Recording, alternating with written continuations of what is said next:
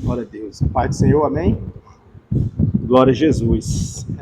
Avançando, nós vamos agora para a nossa quinta e última aula. Tentar avançar aqui para que a gente consiga alcançar o objetivo, né? Hoje, apesar de ser a última aula, mas a gente ainda tem muito conteúdo para ver. E aí, nosso propósito é concluir, né? Finalizar. Mas a gente não conseguir, aí a gente vê aí o que fazer, né? Se acrescenta mais uma aula ou não, tá? A gente vê a questão da relevância do assunto, mas eu acredito que eu consiga finalizar hoje. Tem alguém que não tem um questionário desse módulo de evangelismo integral? Tem um questionário já? Soltei também, irmão Pedro? Tem? Ok. Eu tenho um aqui, Bianca Costa. Se alguém precisar, pega aqui. Se alguém precisar, já compartilha isso.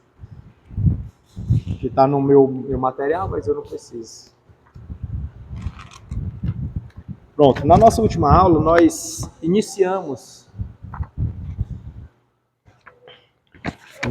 Oi.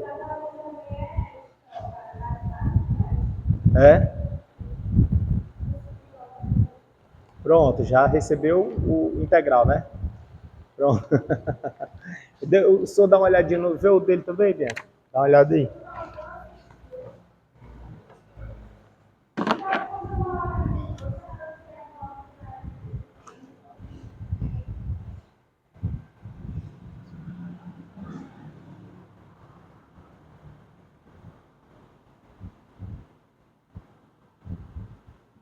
Na nossa aula passada, nós iniciamos o capítulo da evangelização pessoal. Hoje nós vamos revisar e avançar, tá certo? Evangelização pessoal. Na evangelização pessoal, abra aí o seu material na página 18. Bianca, acende ali, por favor. Tá um pouquinho escuro. Eu não trouxe o data show, que eu achei que estava ensolarado quando eu... né? Fechou, não foi o tempo, fechou. Porque quando está ensolarado não dá para visualizar, né, a imagem. Mas o tempo fechou, ficou propício. Só que eu não trouxe. Aí vai aqui no quadro, na moda antiga ainda. Fica de olho na luzinha, se apagar me avisa, porque talvez a carga não segure do microfone. O nosso material, na página 18, vai falar sobre a evangelização, né, pessoal. E nessa evangelização pessoal, nós abordamos na aula passada alguns métodos e a importância da evangelização pessoal, até porque nós não podemos deixar de lado, não é só um evangelismo em massa que surte efeito, o individual é muito importante, às vezes até que, acho que meio a meio aí, claro que o resultado imediato é bem menor, né, obviamente. Você pregar numa cruzada e lançar o apelo, né, chama apelo aqui, né, apelo, lá no norte chama de convite, né, fazer o convite, aqui é apelo, né? Aí, para fazer o apelo, se fizer numa cruzada evangelística, não é só uma pessoa, né? Possa ser que seja somente uma pessoa para aceitar Jesus, mas geralmente é mais. Agora, numa abordagem individual, é só uma pessoa, né? Só uma pessoa. Então, assim, o resultado imediato de uma cruzada evangelística é bem maior. Obviamente, né? É bem maior. Mas o individual não pode ficar de lado. A gente não pode botar no descrédito o individual. Até porque o individual, ele tem um condão de forjar um caráter. Pode mudar por completo a concepção de uma pessoa. A forma dela enxergar a vida, né? No individual. E aqui no nosso material, ele vai abordar alguns pontos. Inclusive, ele vai dizer aqui que a palavra da evangelização, ela provém do grego, mas no seu íntimo, no seu cerne, ela é muito simplória, porque é apenas anunciar, é apenas propagar, anunciar. E isso a gente percebe que existem várias formas, né, de anunciar o evangelho. Tem a forma de anunciar por palavras e tem a forma de anunciar por atos, né? E hoje nós percebemos que os atos estão falando mais alto que as nossas palavras, né? Os atos. Porque se nós falarmos muito e praticarmos pouco, nós seremos taxados como hipócrita.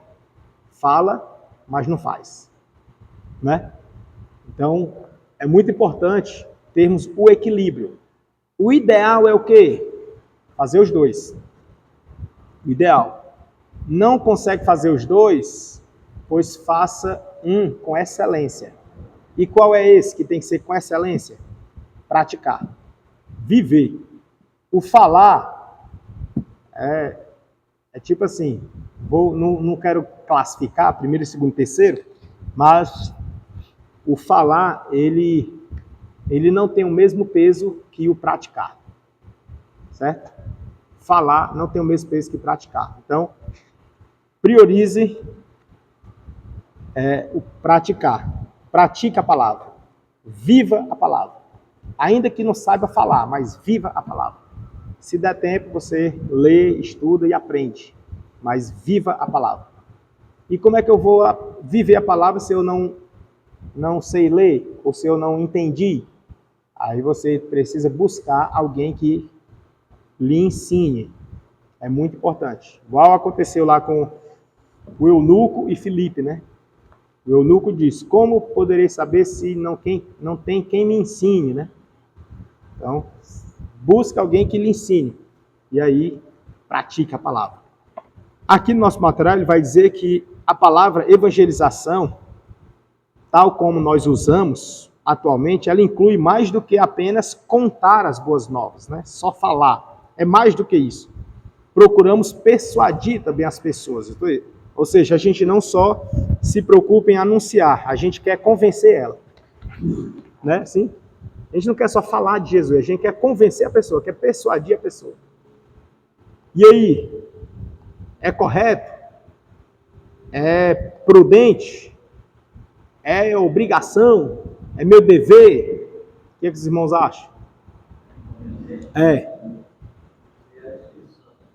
Muito bem, né? Não é papel nosso. Mas, vez por outra, a gente se pega, né? Ou não? A gente vai evangelizar. O que a gente quer? Convencer a pessoa de que o que você está falando é verdadeiro e o que ela está vivendo não é verdadeiro. Ela está vivendo a ilusão do mundo. Não é assim? A gente não quer incutir isso na mente das pessoas? Ou não? Ou é só eu do evangelismo, né? A gente está evangelizando, a gente quer incutir isso na mente das pessoas, que ela está vivendo enganosamente, está sendo enganada pelo mundo e que o que eu estou pregando é verdade. Não é assim? E isso é digamos que, um meio ardiloso, digamos assim, para se chegar ao convencimento. É errado? Não. Não vou dizer se é certo ou errado. O que eu diria que não é o nosso papel, convencer. O nosso papel é anunciar. Mas é só anunciar, só falar? Também não. Também não. É falar e viver. Entre o falar e viver, se você achar difícil falar, pois então viva. Viva o evangelho. Vivendo, você já vai estar pregando. Mas se você não achar fácil viver e diz que tem muita habilidade para falar, cuidado. Isso pode ser um grande perigo. Muito grande. porque você vai só falar e não vai viver. Isso é perigoso. Nós temos que ser autênticos. Na aula passada até dei exemplo de autenticidade. Né? Dei exemplo de autenticidade e falei sobre o nosso papel. Né? O nosso papel não é convencer ninguém, tá certo? Convencer é do Espírito Santo, como o irmão Pedro já falou. Salvo engano é João 16:8. Dá só uma conferida, por gentileza. Acho que é João 16:8 que vai falar. Que quando ele vier, acho que no 7 fala que é o Espírito, e no 8 vai dizer, quando ele vier, convencerá, né? É assim? Convencerá o homem do pecado, da justiça e do juízo. Aí no versículo 9 ele vai explicar. Eu acho muito lindo isso na Bíblia. No versículo 9 ele vai explicar o que é tudo isso aí. Como é que diz aí no 9? Pronto. Então, do pecado ele vai na ordem, né? Eu acho muito legal isso aí. Na ordem. Siga essa ordem, tá? Se está na Bíblia numa ordem, siga essa ordem. Não altere. Tá bom? Não altere. É do pecado, da justiça e do juízo. Essa ordem. E aí ele começa. O versículo 9. Do pecado. Porque os homens não creem. Né? O 10.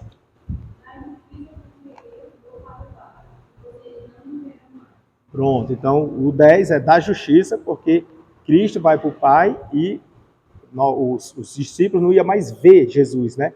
Então precisava ainda que alguém ficasse com o povo, com os discípulos, com as pessoas, para ajudá-las a convencer a elas de que Cristo, de fato, é o Salvador e que Ele foi realmente, né? Essa certeza que nós temos não é porque a gente viu. Alguém aqui estava lá no dia da ascensão de Cristo? Não, né? Mas você crê que Ele subiu? Crê que Ele subiu? Crê? Crê que Ele veio, morreu e ressuscitou? Crê? Sabe por que você crê? Por causa do Espírito. Foi Ele que lhe convenceu que isso é verdade, que aconteceu. Né? E nós temos certeza dentro de nós, né? Como que nós temos certeza se a gente não viu? É o Espírito que há em você, é o Espírito que há em mim, é o Espírito que há em nós. Ele que nos convenceu disso aqui. É o papel dele. Né? E o 11. Olha aí, que maravilha, né? Ou seja, o príncipe desse mundo, ele fala no versículo 11, e do juízo. Porque o príncipe deste mundo já está condenado. Não tem escapatória. Se alguém muito cheio de Deus, fazer uma comparação aqui bem absurda, né? Se um crente cheio de Deus, não tem aquele dia que a gente está cheio, um crente cheio de Deus se encontrar com Satanás, de frente, e ousar evangelizar ele, eu vou evangelizar ele, que é para esse camarada se converter. Eu lhe pergunto, ele se converte? Não, não tem escapatória mais para ele. Não tem. Ele é o único, tá? O único que não tem mais escapatória. O único que eu falo assim, dos vivos, né? Ele não morreu, né? Dos vivos. Quem já morreu, a Bíblia vai dizer que segue o juízo. Eu estou falando dos vivos. Ele é espírito, né? Dos vivos, ele é o único que não tem escapatória. Não tem mais. Não tem. Ele pode crer que estremecer. Ah, mas se ele confessar Jesus, ainda que confesse, não tem mais escapatória, porque o texto vai dizer que ele já está condenado. Já está condenado, é ele. E as outras pessoas que foram ludibriadas por ele, estão condenadas? Não. As pessoas, não. Elas estão caminhando no caminho da condenação, mas não estão condenadas. Entendeu? O dia do juízo ainda vai chegar. Se elas morrerem do jeito que estão, sem Cristo, aí sim elas vão para o juízo. Lá no juízo elas serão condenadas. Né? Mas se não for... E aí, irmão, e o que dizer de Marcos... Marcos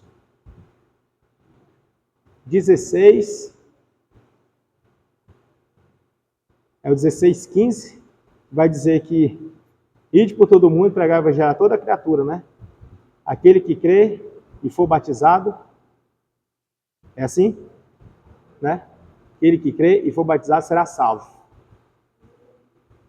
16:16, né?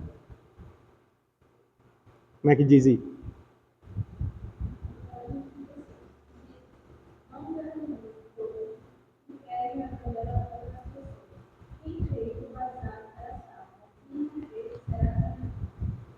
A tua tradução qual é? NVI, né? Ela está sendo modesta, né? Que ela está dizendo, quem crê e for batizado será salvo. E quem não crê será condenado, né? Ela está no futuro, né? Botando para o futuro. Será condenado. Tem umas que já condena logo, né? Entendeu? Tem uns já condena logo. Já está condenado, né? Não é assim? Já viu? A sua diz como? A Jerusalém é? Como é que tá?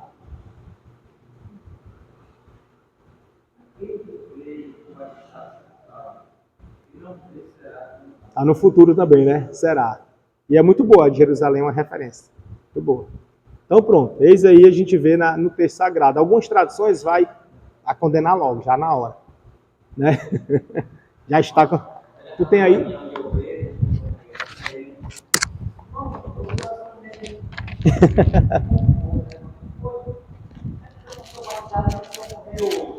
É. Ou não? E aí? Aham.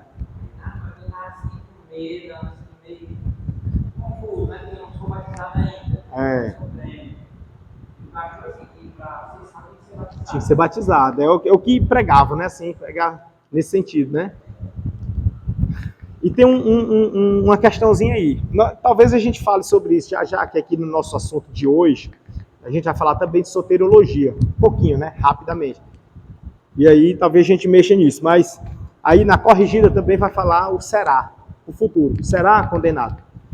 Então, assim, temos a NVI, tem a Jerusalém, a corrigida, todas no mesmo alinhamento, né? Será condenado. Será no futuro. Tá? Então é a linha majoritária, é essa, é o será condenado. A linha que defende o já está condenado é uma linha cessacionista, né? É uma linha onde ela defende a tese de que se a pessoa não quer, ela já está no rol dos condenados. Já está lá. Se ela aceitasse, ela sairia de lá. Entendeu? Nessa visão. A que defende que já está condenado. Diz que nós, antes de aceitar Jesus, nós já estávamos condenados. Só que como a gente aceitou a Jesus, a gente saiu do grupo dos condenados e viemos para os grupos dos salvos. Mas se não vigiar, volta para lá de novo. Entendeu? É esse o sentido da que prega que já está condenado. Só que, se a gente for para a raiz da palavra, claro, aqui não é hermenêutica, né? Só fazendo uma observação. Se a gente for para a raiz da palavra, já está condenado, mostra que não tem mais volta, porque ele já está condenado, igual Satanás. O texto de João 16, versículo 11, né, que fala do juízo do príncipe desse mundo, que ele já está condenado, mostra que ele já foi condenado e não tem mais volta para ele, não tem arrependimento para ele.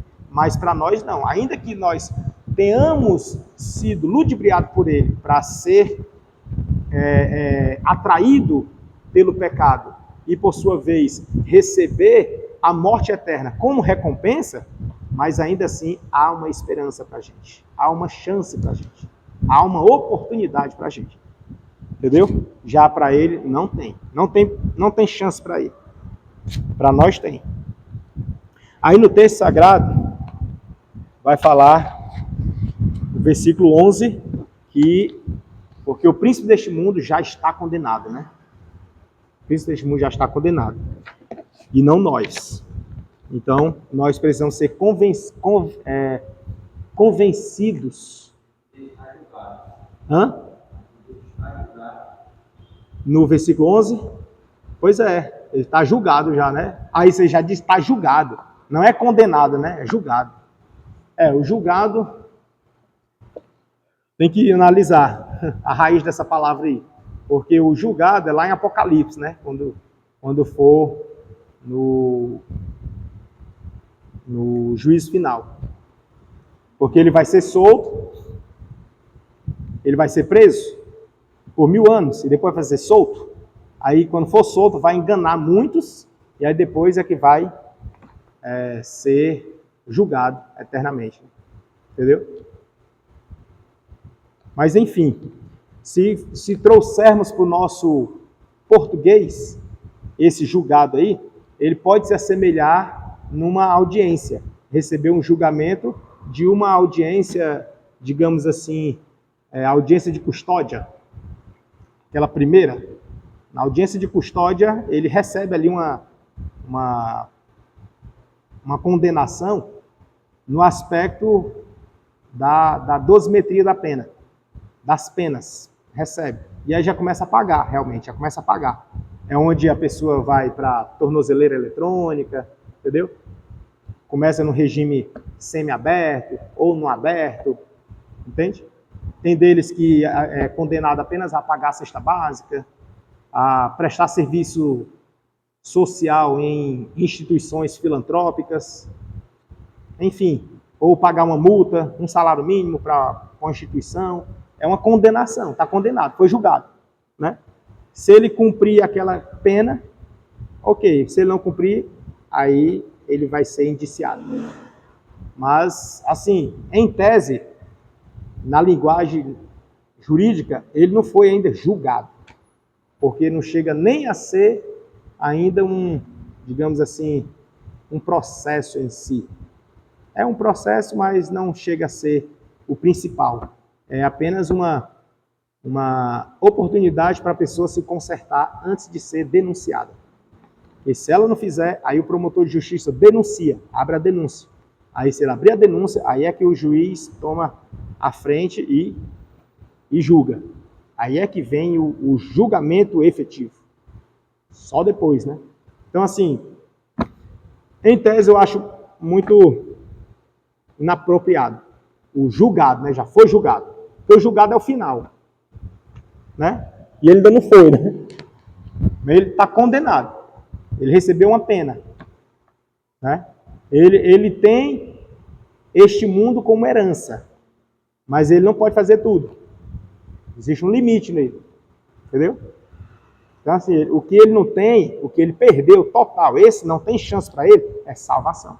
Salvação ele não tem, não. Por isso que é mais apropriado dizer que ele está condenado do que dizer que ele está julgado. Dá para entender, não? Eu arrudei demais, né? Eu contextualizo muito, né? Assim, eu estou trabalhando isso em mim para ver se eu consigo ser mais direto. Mas se isso ajudar para vocês compreenderem, eu prefiro assim. Né? Dá para entender assim? Se eu for curto e grosso, isso é isso, isso é isso. Dá certo? Não, não, né? Você fica sabendo, mas não sabe por que é, né? Sabe que é, mas não sabe por que é. Então vamos adiante, né? Vamos lá. Aí, ainda nesse contexto, só uma revisãozinha, né? Eu vou saltear alguns pontos. Ele vai falar que a evangelização, de uma forma sucinta, pode ser entendida da seguinte maneira. Aí ele vai tratar aqui as maneiras que a evangelização pode ser entendida. Ele vai considerar aqui como ação, vai considerar poder, propósito,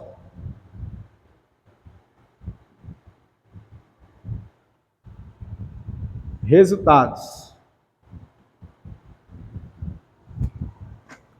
Aí, nesse aspecto, essas maneiras da evangelização, ele vai mostrar que na ação é apresentar Cristo ao homem. O poder é o Espírito Santo. De que modo? Convencendo os corações. E o propósito é que os homens possam confiar em Cristo. Este é o propósito. Mas lembre que o propósito, ele vai ser alcançado não por mim. Não porque eu falei, é porque o Espírito Santo agiu. Entendeu? Agora, eu estarei numa parceria ou como um instrumento, como até na aula passada eu dei um exemplo aqui dessa questão, de nós sermos usados por Deus. Nós somos usados por Deus e não é que nós fizemos algo, é porque Deus fez através de nós. Então não é que nós venhamos a ser autossuficientes, não. Nós sem Ele a gente não consegue fazer nada. João falou, né, que Jesus disse que sem mim nada podereis fazer, né? Nada, nada. Né? E esse nada é nada mesmo, nada. Aí alguém pode dizer assim, e os do mundo? que não tem Jesus e faz muito, consegue muitas coisas, né? Aí a gente vai entender que esse nada que Jesus mencionou, sem mim nada podereis fazer, é nada daquilo que agrada a Deus. Entendeu? Nada daquilo que agrada a Deus não consegue fazer sem Ele, né? Entendeu? Parafraseando, obviamente, né? Claro que o versículo não diz isso não, né? Isso é parafraseando. Aí aqui nas maneiras da evangelização, vem a ação, que é apresentar, o poder, que é do Espírito, não é nosso, o propósito, que é alcançado por Ele, e não por nós, e o resultado, que também é por Ele. E esse resultado é o que? É que a pessoa venha servir a Cristo, para ela servir a Cristo. Essa é a ideia, o resultado final. A evangelização é para isso, é para que a pessoa sirva a Cristo. Sirva a Cristo. E aí ela coloca muitas condições. As pessoas lá fora elas colocam muitas condições. Quais são as condições que as pessoas lá fora colocam? Costumam colocar para servir a Cristo? Ela se baseia por alguém. Ela sempre se baseia por alguém. Ela vai comparar alguém. Mas eu conheço um que, misericórdia. Se for por aquele ali, prefiro estar aqui, que eu peco menos. Tem muitos, irmãos, assim. Entendeu? Então, por isso a gente vê a questão do testemunho. É melhor assim, não é que seja melhor. Melhor é o completo, esse é o melhor. Mas, se você não sabe evangelizar, mas se você entende a causa do evangelho, você compreende perfeitamente, então é melhor que você viva do que você pregue. Viva. Tem mais peso do que só pregar. Tá? Senão você poderá incorrer semelhante aos fariseus, que Jesus disse: faça o que eles dizem, mas não faça o que eles fazem. Olha aí, né? Cruel, né não? Já pensou? Ouvir isso do ímpio a respeito de um crente. É vergonhoso, né não? O nome do Senhor está sendo glorificado? Não.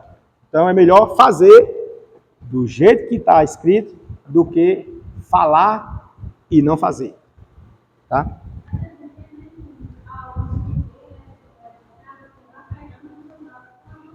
Exatamente. Você está pregando com a vida. Viver o evangelho, você já está pregando. Eu gosto muito de usar o exemplo de Eliseu. Eliseu e a mulher sunamita, né? Que ela diz, ela conversou com o marido dela. Ela conversou. E ela mesma foi que disse, dizendo assim, ó, vejo que este homem que passa por nós, verdadeiramente, é um homem de Deus. Entendeu? Isso é que glorifica a Deus. Já pensou se ela falasse para o marido dela? Já pensou se fosse o contrário? Vamos criar aqui uma situação. Digamos que o marido dela que chegou para ela disse assim, mulher, eu vejo que esse que passa por nós verdadeiramente é um homem de Deus. Aí ela, não é isso tudo não, viu? Que outro dia que você não estava em casa, ele parou aqui, eu estava sozinha, ele começou a dar em cima de mim. Já pensou se fosse assim? Entendeu? O marido achava que era, e a mulher mostrou quem era, que não era. Mas aqui é o contrário, é a mulher que está dizendo. Na cultura, o homem saía para trabalhar e a mulher ficava em casa. E ela via ele passar. Só que, como ela falou, estavam os dois. Os dois aqui presenciavam. Porque ela diz, este que passa por nós. Entendeu? Este que passa por nós. É pelos dois. E aí ela declara, verdadeiramente. Ou seja, de verdade, viu? Quando ela fala verdadeiramente, é porque ela já analisou. Já observou, faz tempo. Desde a primeira vez, e vem observando, e observando, e observando. Por isso que ela diz verdadeiramente. Senão ela apenas ia falar, este que passa por nós é um homem de Deus. Entendeu? Mas quando ela diz verdadeiramente, é porque ela já observou anteriormente, várias outras vezes, até chegar naquele dia. Aí ela diz verdadeiramente. Entende? Vamos avançar, né? Que senão a gente fica só aqui. Aí, adiante. Evangelização. Aí vai dizer que é uma sociedade entre Deus e o homem. Então, essa evangelização é uma sociedade entre nós. Obviamente, como eu falei na aula passada, não é um contrato que a gente fecha ali, né? Não é um contrato, mas é uma aliança. É uma aliança. A gente não assina contrato com Deus. Você assinou o contrato? Assinou alguma coisa? estou aceitando a Jesus, bem aqui, ó, é um contratinho, tá aqui, se a igreja descumprir comigo, se Jesus não fizer, eu vou processar ele. É assim? A pessoa, né? Que doidice, né? Não é. O que nós fizemos com ele? Aliança. Aliança. Tá? E a aliança foi no coração. E aí vem a questão da metanoia. A mudança de mente para viver a aliança. Se eu não mudar minha mente, eu não consigo viver a aliança. Tá? Então vamos avançar. Aí nós falamos também a respeito da importância da evangelização pessoal. Isso aqui é muito importante, irmãos, mas é assim de algo extremo, né? Porque nessa evangelização pessoal, nós temos o compromisso nosso, tá? Compromisso nosso. Mas tem algo que pesa sobre nós. O que é? O nome de Jesus que nós aceitamos. Ele pesa. E nós precisamos sentir esse peso. Pai do Senhor, bom? Nós precisamos sentir esse peso, tá? Se você não sentir o peso da responsabilidade do nome do Senhor Jesus sobre você, você corre um grande risco de levar no descrédito e não valorizar o amor de Deus para convosco. E aí, se entrar no descrédito e não valorizar, incorrerá ou poderá incorrer no que aqueles outros fizeram. E quando chegou naquele dia, Jesus disse assim: apartai de mim, vós que praticais a iniquidade. E ele disse: mas Senhor, no teu nome, olha, no teu nome, eu expulsei demônio. Vamos analisar aqui, irmão, rapidamente. Um crente que tem autoridade para expulsar demônio. Na sua visão, ele é um crente de autoridade, santo, de oração ou não? Na sua visão, tá? Na sua visão humana. Você vê um crente ali, aquele crente ali, ó, ele diz sai, o capeta sai mesmo, viu? Tem esse negócio de ficar fazendo hora com ele sai mesmo. O que você vai dizer desse crente? Rapaz, o cabo ali né? A gente faz até um beicinho, né? Entendeu? Não, não é, irmão? Nós, assim, na nossa naturezazinha, né? A gente faz isso.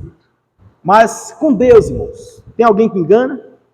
Tem não. Ele vai dizer o que com esse? Não é com o que expulsa o demônio. É porque o camarada expulsava demônio, mas a vida não condizia com o que pregava. Entendeu? Com a palavra. Né? Aí o que vai acontecer? Ele vai dizer, apartai de mim, que o quê? Nem te conheço. Meu amigo, você passar a vida pregando o nome de Jesus. Só que juntamente com isso, a vida é desconcertada. E aí, ele abrir a boca e dizer, eu nem te conheço, dói. Né? Dói. Só que essa dor é uma dor que é entre você e a sua consciência. Porque o Espírito Santo, ele, ó, não. Esse aí, eu tentei, mas ele não quis compromisso. Ele não abraçou a causa. Não incorporou a responsabilidade do peso do nome. Então nós carregamos isso. Então o evangelista que eu falo no ofício, tá? Não é no cargo ministerial, ele precisa ter isso em mente, tá? O peso da responsabilidade do nome de Jesus sobre você, tá certo? Isso, eu tenho um bocado de testemunho, muitos, nesse contexto, né? Mas eu não quero entrar nessa seara, a gente não discorrer aqui em outros assuntos. Então, percebo que é muito importante. É importante ou não é? Evangelismo pessoal? É. Nós estamos fazendo aqui uma recapitulação da aula passada, página 21, tá? 21.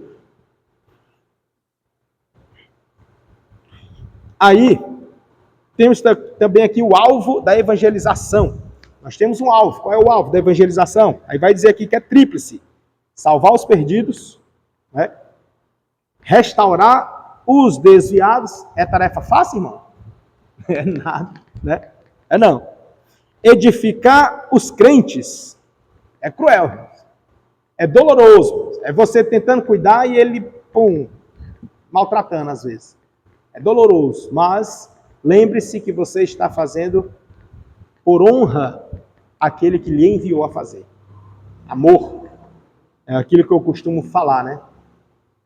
Eu gosto muito de dizer essa frase porque ela faz muito sentido para mim. É fazer a obra do Senhor, o evangelista, né? Por dois motivos. Quais são os dois motivos?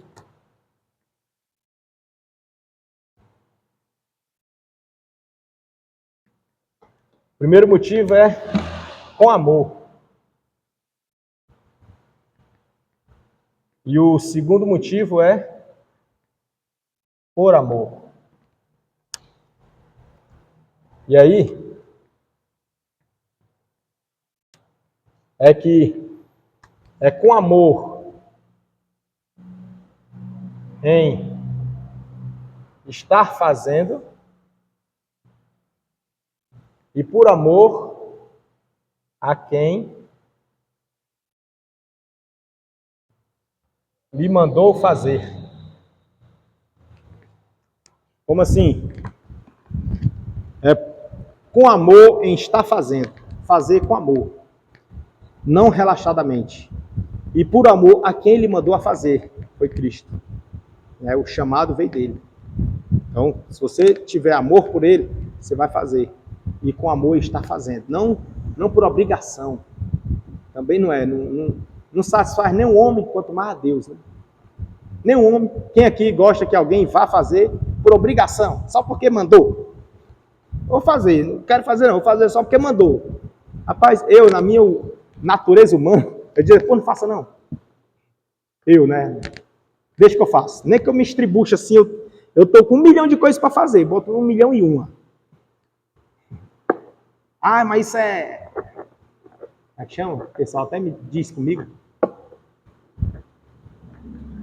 Esqueci que quem entra aqui sai do outro lado, igual ouvido de arraia, né, pastor fala. Esqueci, que o pessoal chama, diz que eu sou não sei o quê. Mas enfim, eu não gosto. Não entra. Se vai fazer com raiva, só porque eu mandei, para fazer mal feito, faça não, deixa aí que uma hora eu faço. Um dia dá certo.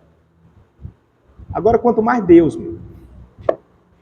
fazer por obrigação, com raiva. Paulo vai dizer que ele deve fazer a obra, fazer com dedicação, né? Com dedicação. Então não é relaxado.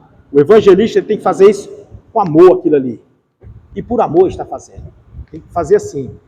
Quando você faz com amor até as vidas, aquele que está sendo abordado, ele sente. Ele nota, ele vê o brilho no seu olhar. E o Espírito Santo lhe usar. Ele vê, ele sente isso. E isso é quando você faz com amor.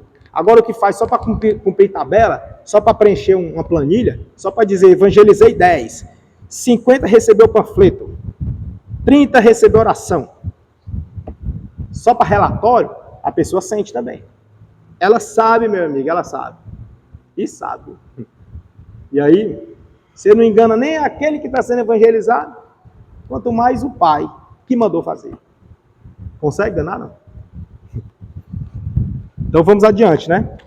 Aí eu gosto muito de trazer essa máxima, com amor e por amor, porque é uma realidade minha, né? Uma realidade. Aí, avançando aqui, nós vimos também as vantagens da evangelização pessoal. Tem vantagens? Tem, e muitas. Uma delas é que adapta-se às condições espirituais de qualquer pessoa. Ou seja, o evangelista, ele chega lá e aborda a pessoa, ele aborda e nessa abordagem ele já vai sentindo, vai fazendo ali a leitura da necessidade da pessoa. A leitura. Se ele está falando aqui um assunto e de repente a pessoa ela quer falar, você sente que ela quer falar, ela vai e desabafa. Ela desabafa e desabafa a dor dela. É o que ela está passando. Naquela dor você vai puxar para a Bíblia. Puxa para uma situação da Bíblia, uma parábola, uma história. A Bíblia é completa. Não se preocupe não que ela tem. Ela tem resposta. Só que para eu fazer esse link, da situação da pessoa para a Bíblia, eu preciso conhecer quem? A Bíblia. Preciso conhecer a Bíblia. Entendeu? Aí eu conhecendo a Bíblia, quem é que vai me ajudar aí? O Espírito Santo. Ele vai, trazer a memória. Na hora que a pessoa estiver falando a situação, aí o Espírito Santo. Aí, você acredita que na Bíblia tem uma situação parecida com essa aí?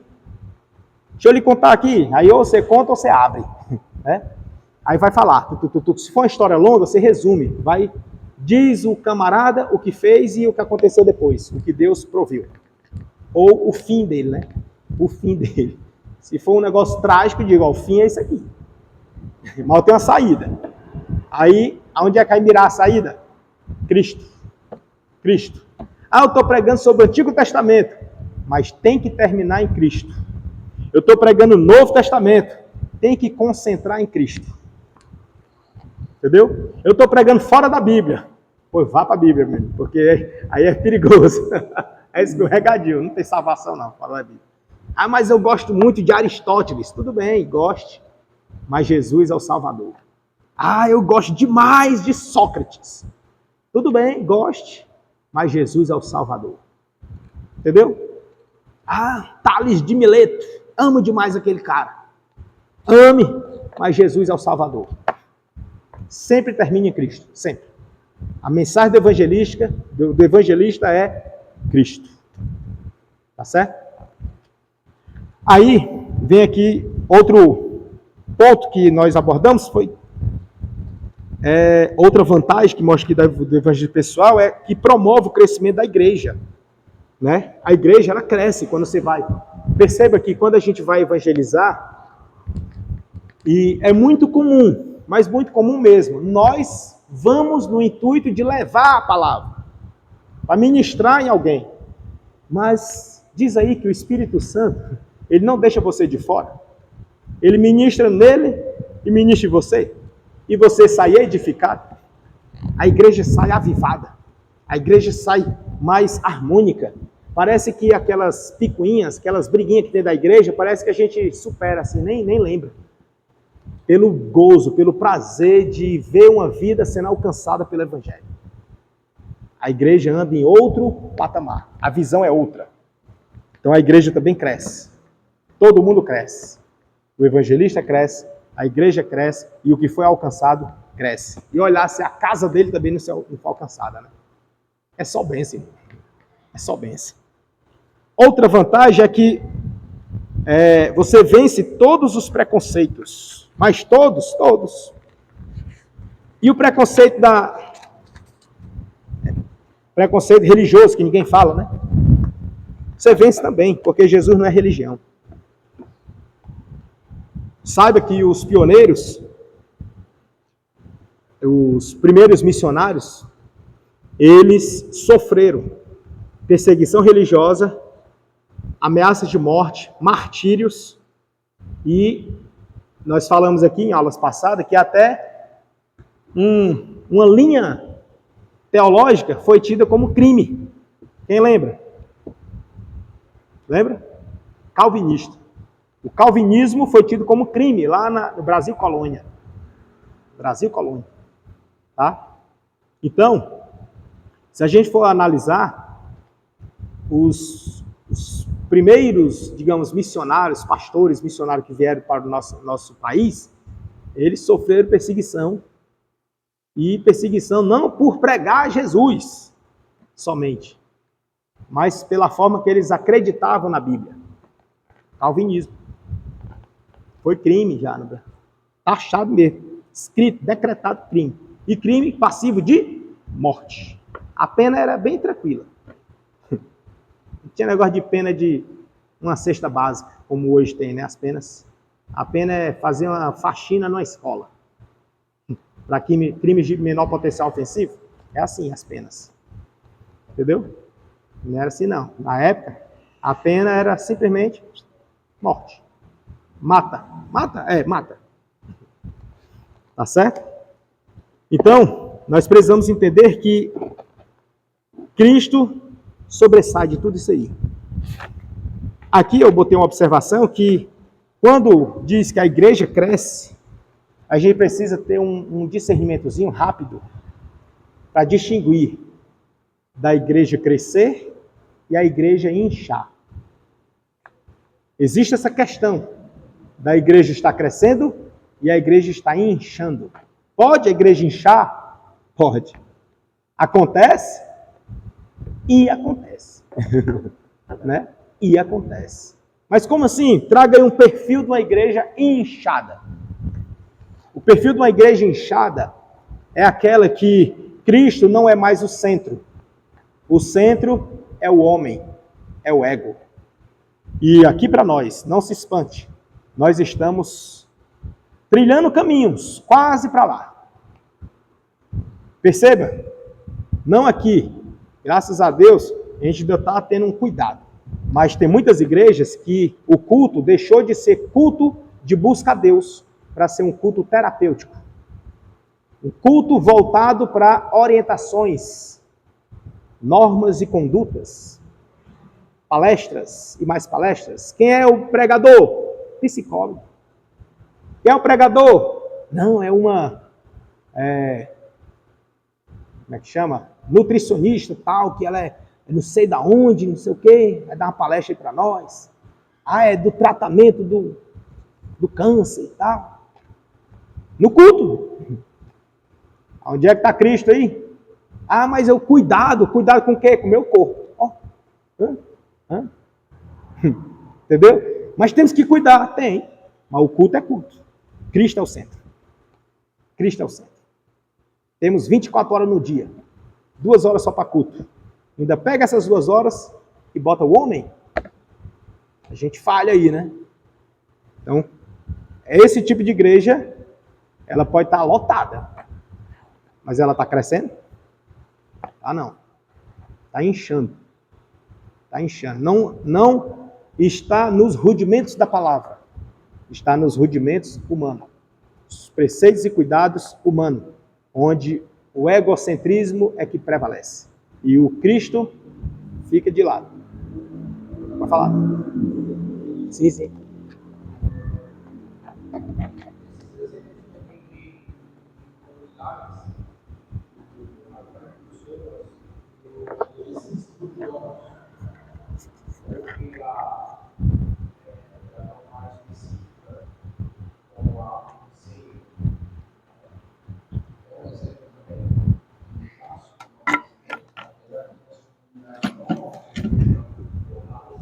Isso, muito boa pergunta, por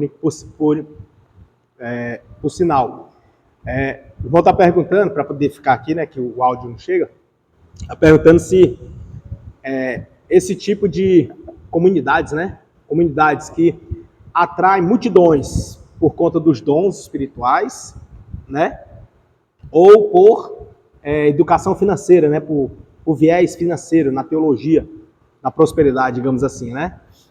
Se poderia ser classificado como inchaço e não crescimento, é assim? Se a motivação daquela multidão ter sido atraída for o interesse secular e não Cristo, pode-se considerar inchaço. Aonde é que não é considerado inchaço? Quando a motivação é Cristo. Se Cristo for o centro, tá tranquilo. Não é Cristo o centro, tem um arranjo, tem isso, mais, cheio de explicações, aí há indícios, né? Indícios para inchaço e não crescimento. Agora, quando Cristo é o centro, eu vejo uma igreja que ela não tem os usos e costumes dela, não é parecido com o da minha. Mas eu vejo que lá eles respiram Cristo. Ah, mas eles têm umas práticas diferentes. Lá a mulher pinta o cabelo, lá usa joias, lá o homem anda de bermuda, lá usa cordão, lá não sei o quê. Mas você para meia horinha para conversar com um deles e ver que o centro é Cristo, o povo respira Cristo, eu posso dizer que está inchado? Não. Apenas os usos e costumes que são diferentes. Mas Cristo é o centro. Se Cristo for o centro, tranquilo. Senão nós iríamos incorrer naquela velha paráfrase ou um ditado que se diz que a pessoa pregava muito, exigia muito uso e costume, pregava como sendo condição para salvação. E aí veio o arrebatamento da igreja, a outra pessoa que estava sendo evangelizada subiu, e o irmão que estava evangelizando não foi, não subiu. E aí a pessoa pergunta, claro que isso é uma parábola, né? E aí pergunta, mas como? Por que não subiu? Foi que houve, né? Porque a pessoa estava muito presa aos rudimentos culturais e sedimentais dos usos e costumes do que Cristo propriamente dito. Ah, mas quem prega Cristo é liberto. Sim. Quem é que vai libertar? Cristo. Entendeu? Ah, então se a pessoa não é liberta é porque ela não tem Cristo. Né? O crítico pode falar assim, né? Se ela não foi liberta, é porque ela não tem Cristo. E aí a gente vai lá para o âmago. Onde é que está o âmago? Na questão do interior, né? Existem os processos de libertação de Deus para trabalhar. Por exemplo, tem pessoas, como eu falei aqui, acho que foi na aula passada, de um presbítero. O irmão conhece. Ele, o presbítero Olegário, conhece, né? Ele aceitou a Jesus bêbado às quedas. Bêbado às quedas mesmo. Caindo. Os irmãos trouxeram, como é que chama? Rebocado, né? Não é assim, né? Trouxeram para o altar, ele aceitou a Jesus. No outro dia, o homem estava transformado. Quem foi que pregou para ele? Ninguém. Não deu tempo, da noite para outro dia? Ninguém. Ele mudou tudo. Pum. Total. E logo foi batizado com o Espírito Santo. Entendeu? Já tem pessoas que não. Tem pessoas, ó. Zé, meu filho, demora, né? É um processo, né? É um processo. Comigo foi um processo, eu demorei. Eu tive que ter uma pessoa que foi orar lá em casa e teve uma visão para poder eu ter a consciência de que eu precisava mudar. Entendeu? Uma visão. E eu só acreditei, eu era meio cético, viu? Muito cético. Eu era um pezinho para ateu, para ateísmo, assim. Pezinho mesmo. Foi só a graça de Jesus mesmo. Aí, foi assim, e o meu negócio era andar sem blusa. Andar com a blusa no ombro aqui, né? Aí o meu negócio era só a blusa. Eu andava de calça e tudo, mas a blusa era aqui. Aí, um certo dia eu fui para a escola bíblica, quando eu voltei, almocei e fui deitar.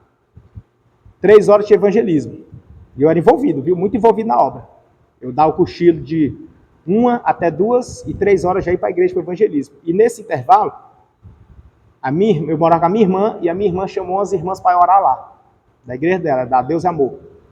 Aí foi orar lá. E o meu quarto estava com a porta entreaberta. Eu estava deitado, dormindo, de tarde, de calça, sem blusa. E eu dormindo, eu não vi as irmãs, não vi. Eu dormindo, eu senti um vento forte me arrastando assim para a janela. Foi tão forte que eu me agarrei aqui embaixo da cama, assim, ó. E agarrado embaixo da cama, assim, segurando. E quando eu acordei, estava com a marca aqui, assim, ó. Muito forte. Segurei com força mesmo. Aí eu acordei. Quando eu acordei, já tinha terminado a oração. Aí as irmãs estavam na cozinha conversando. Aí quando eu fui lá, aí ela disse, opa, irmão, Pai do Senhor, tal. Ela, irmão, deixa eu falar uma coisa que Deus me mostrou. Eu estava orando na casa e quando eu cheguei lá na porta do seu quarto, tinha um demônio tomando gosto de você. Estava olhando para você do lado da sua cama. Tomando gosto, chega babava assim, ó, se deliciando. E o Senhor manda te dizer, vigie nas suas roupas. Durma vestido. Porque o diabo estava se deliciando nisso aí. E é uma brecha para ele dar rasteira. Aí eu no coração, vim logo assim, eu não acredito nessas coisas. Eu era muito cético, muito.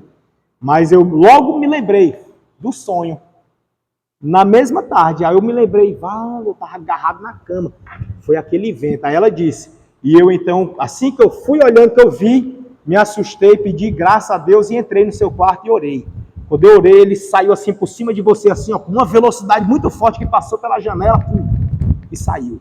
Aí foi quando foi o vento. O vento que eu senti que foi forte, assim, me arrastando. Eu segurei na cama. Aí eu disse, irmã, a marca aqui, ela, foi isso, eu agarrado na cama. Eu senti o vento por cima de mim, assim, ó, me arrastando. E eu segurei para mim não cair. Ela, pois foi na hora que ele saiu. Aí eu, obrigado, irmão. A partir desse dia eu fiquei assim, Jesus, é mesmo. Aí pronto. Nunca mais, irmão. Eu acho assim que se tiver acontecido, sei nem quando, de eu dormir sem blusa. Tá aqui minha filha ali, né? Testemunha. Não durmo sem blusa.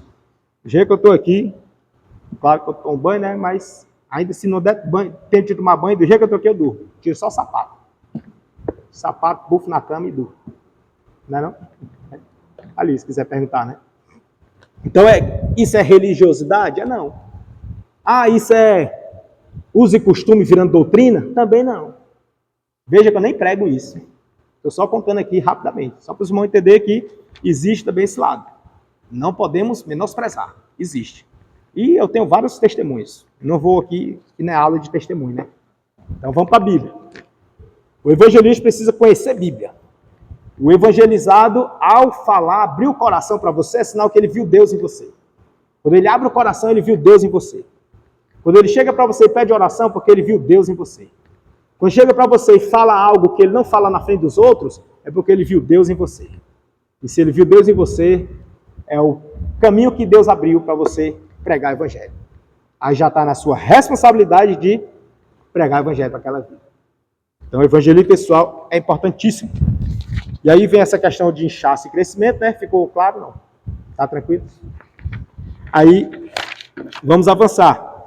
Virando a página, a Bíblia, o manual do evangelista na evangelização pessoal. Então, é a Bíblia, tá, irmãos? Eu gosto muito de história. Parabéns. Ótimo. Vai ajudar. Mas pregue Bíblia. Pregue Bíblia. Tá? A história ajuda. Conhecimento secular ajuda. Gosto muito de ciências humanas. Ajuda. Gosto demais de geografia. Eu olho como os montes se formaram, o mar e tal. Ajuda. Tudo isso só ajuda. O principal é Bíblia. Bíblia. Tá certo? É difícil isso? Não. Tá tranquilo, né? Então vamos aqui. Eu estou assim salteando porque é só a revisão da aula passada, tá? São pontos que eu percebo que é importante ressaltar. E aí, página 26, fala sobre estudando e manuseando a Bíblia, o manual do evangelista, né? Esse estudar e manusear, irmãos, a gente precisa ter em mente uma coisa. O quê? Que a Bíblia não é somente para ler, tá? Apocalipse, capítulo 1, versículo 3, vai dizer que bem-aventurado é o que lê, o que ouve e o que guarda. Entendeu?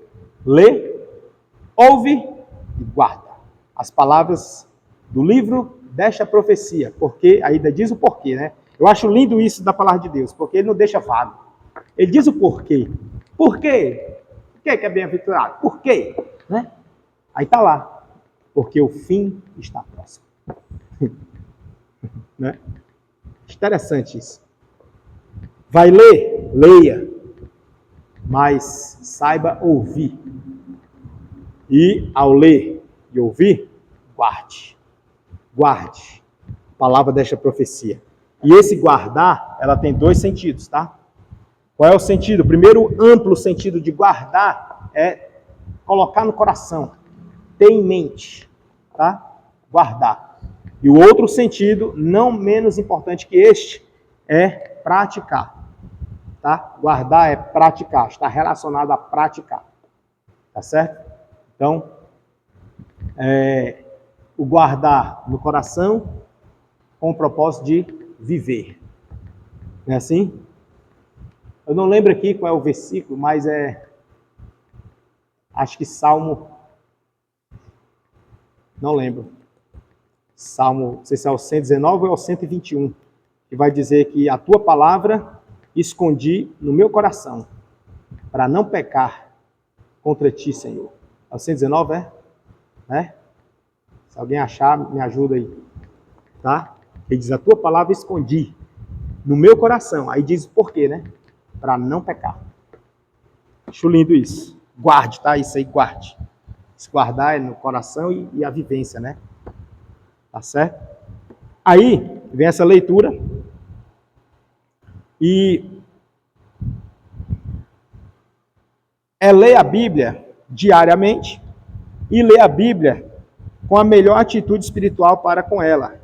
Ou seja, não é ler a Bíblia com um senso crítico. Se você quiser encontrar textos de situações depravadas na Bíblia, você encontra? Sim. Se você quiser encontrar textos com situações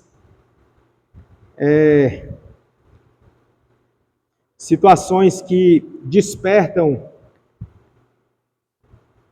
uma ira em nós, um desgosto em nós, algo assim que é um desapontamento. Poxa, como é que Deus permitiu que isso acontecesse, rapaz? Você encontra na Bíblia? Encontra também. Tem na Bíblia. Tem para tudo na Bíblia. A Bíblia, ela é a base para todas as religiões. Todas. É a Bíblia. Todas. Não escapa uma.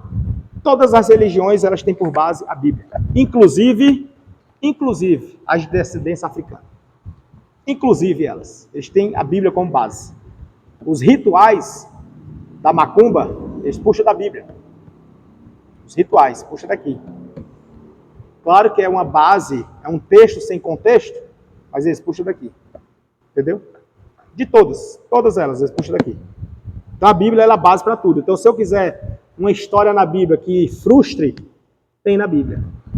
Quer ver um exemplo? Não lembro bem se é Juízes... deixa eu ver se é Juízes 20. Deixa eu ver aqui. Que fala sobre o levita que a esposa dele foi lá para a casa do pai dela e ele foi atrás. E ao chegar lá, eles passaram uns dias, depois resolveram ir embora. Quando foram embora, chegaram na praça, encontraram um homem e esse homem levou eles para casa. Quando chegaram na casa desse homem, os homens da cidade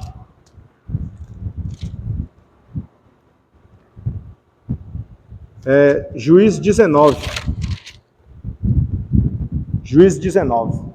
Aí os homens da cidade pegaram a mulher dele, do levita, tá? Levita. Não era um estrangeiro qualquer, era um levita.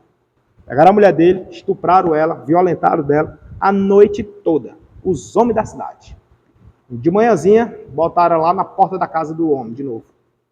Quando eles acordaram, encontraram ela como morta, desmaiada lá. Ele pegou ela, botou no cavalo, seguiu viagem. Ela morreu no caminho. Quando chegou em casa, sabe o que ele fez? Como é que chama?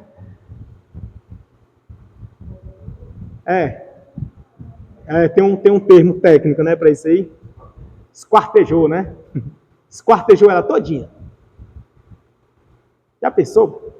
A pobre já estava do jeito que estava. Morreu naquela situação. O cara ainda esquartejou a mulher. E esquartejou e espalhou para as tribos. Pum, tudinho. E aí, deu-se início a quê? Uma revolta. E dessa revolta vem o quê? Guerra. Entendeu aí? Começou aí. Se quiser uma história triste dessa na Bíblia, tá lá. Tá na Bíblia. Só que aí tem um porém, irmãos. Tem um detalhe. Pequeno e importantíssimo. Tem textos na Bíblia que eles são descritivos.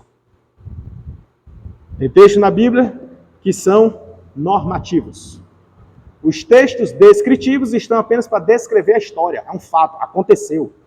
É verdade. Os normativos é o que eu tenho que trazer para mim. Entendeu? Existe essa diferençazinha básica. E aí, na evangelização pessoal, alguém vai dizer, mas está na Bíblia. Tá. Aí você vai, como evangelista, vai dizer, mas é um texto descritivo. Está narrando porque aconteceu. Deus, ele não teve interesse em esconder as coisas. Ele tem interesse em trazer à tona e consertá-las. Ou mudar. Entendeu? Aí você já aplica para a pessoa. Tem coisa escondida na sua vida que Deus quer trazer à tona. Não para lhe envergonhar, mas para mudar a sua história. Entendeu? Abordagem. Então assim, você já pega daqui e aplica aqui. É rápido, tem que ser ligeiro. Vai demorar muito, não que passa um carro fazendo zoada, passa um carro de som, passa uma moto, alguém liga, alguém chama. É assim, tem que ser rápido. Né? Se você demorar muito, vem um e chama, vem outro que liga, ele lembra não sei de quem que tinha que ir. É assim. Passa um carro de som e para bem do seu lado. Fica fazendo zoada. Passa a moto. E aí, meu amigo, já era. Aí a atenção dele lá na ponta da lua. Então tem que ser cirúrgico, rápido. Então o evangelista precisa conhecer Bíblia, né? Por isso que você está aqui. Aí, na Bíblia tem as histórias também de ascensão, né? Tem histórias lindas, maravilhosas. Tem história de derrota, tem história de vergonha. Tem tudo, meu amigo. Na Bíblia tem tudo. A Bíblia é a base. A Bíblia é a base. Para tudo. Para tudo na vida. Aí vai dizer aqui que leia a Bíblia com meditação e oração. Página 28. Meditação e oração. Certo? Eu vou dar uma aceleradazinha aqui, porque esse ponto foi da aula passada, tá? Assim, esse capítulo aqui, né? Da aula passada. Mas já deu para entender o X da questão, não dá? Tá certo?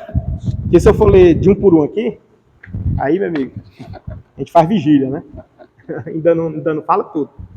Então vamos avançar aqui. Vamos lá para o próximo capítulo.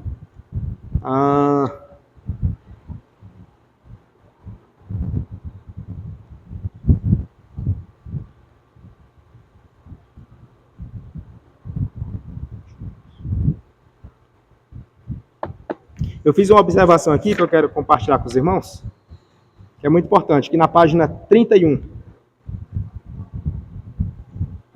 ele vai falar que ao ler a Bíblia, a gente precisa conhecer as siglas e tal.